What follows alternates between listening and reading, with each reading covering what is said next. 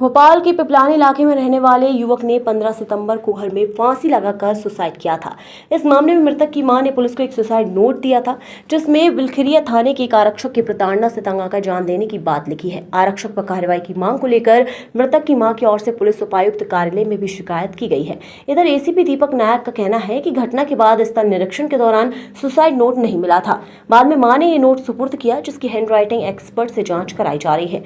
जांच के बाद आगे की कार्रवाई तय की जाएगी। बता दें कि सचिन नमाड़े ने पिपलानी स्थित अभिनव कैंपस में मां के साथ रहता था। वे कार शोरूम में जॉब करता था। उसने अपने घर पर 15 सितंबर को आत्महत्या कर ली थी। इस समय वे घर में अकेला था। उसकी मां इस समय नर्मदापुरम में थी। वहीं मृतक की मां की ओर से पुलिस उपायुक्त कार्यालय में एक आवेदन दिया गया है, जिसमें दावा किया गया है कि पिपलानी पुलिस को बेटे का सुसाइड नोट सौंपा है, जिसमें लिखा था कि मेरा बेटा आत्महत्या का कोई इरादा नहीं था। वहीं बिलखिरिया थाने का पुलिस वाला संजय सिंह सिसोदिया मुझसे 1 लाख रुपए की मांग कर रहा है। रकम नहीं देने पर जेल भेजने का दबाव बना रहा है। मुझे इंसाफ दिलाने पर इस पर कार्रवाई जरूर कराना।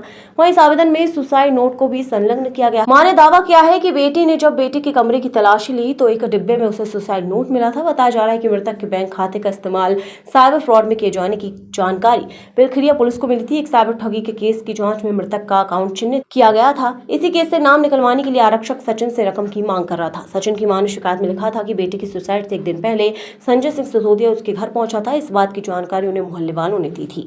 ये शुरुआत जब 15 सितंबर को ये घटना हुई थी, तो जहाँ पे लड़का ये रहता था, हमारी टीम के द्वारा वहाँ पर जाके थाने स्तर पर जो टीम गई, वहाँ पे आसपास जो सर्च किया था, हमें कोई सुसाइड नोट वगैरह घटना स्थल से जहाँ से रहता था वहाँ से बरामद नहीं हुआ।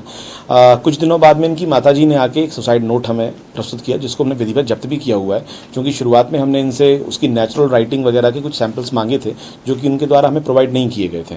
अब हालांकि उनके द्वारा दे दिए गए हैं और हमने बोर्ड ऑफिस से भी उसके सुसाइड जो उसकी नेचुरल राइटिंग से रिलेटेड चीज़ें हैं, जो उसने एग्जाम में कॉपियाँ वगैरह दी होंगी, तो वो हमने मांगी है, ताकि हम उसका ड्राफ्ट भेज सकें और ये निर्धारित कर सकें कि ये जिस लड़के ने सुसाइड किया था, ये सुसाइड नोट उसके द्वारा ही लिखा गया है। क्या लग रहा है इसमें सर? इसमें चूंकि बेसिकली एक मोबाइल चोरी की कहानी थी, मतलब चोरी की कहानी क्या रिपोर्ट थी, जिसमें से कि बिलखिरिया थाने से जो आरक्षक है उससे भी हमने बुला के पूछताछ की थी। तो उन्होंने ये बताया कि सर हम तो एक मोबाइल चोरी का मोबाइल था, जो कि सर्चिंग में हमें कहीं और चलते पाया गया था, जिसकी जानकारी ली जा रही थी। तो उसमें से कुछ मोबाइल बेचने की एक स्टोरी है और उसमें से पैसे ट्रांसफर होकर एक खाते से दूसरे खाते में इस लड़के के खाते में पैसे आए थे।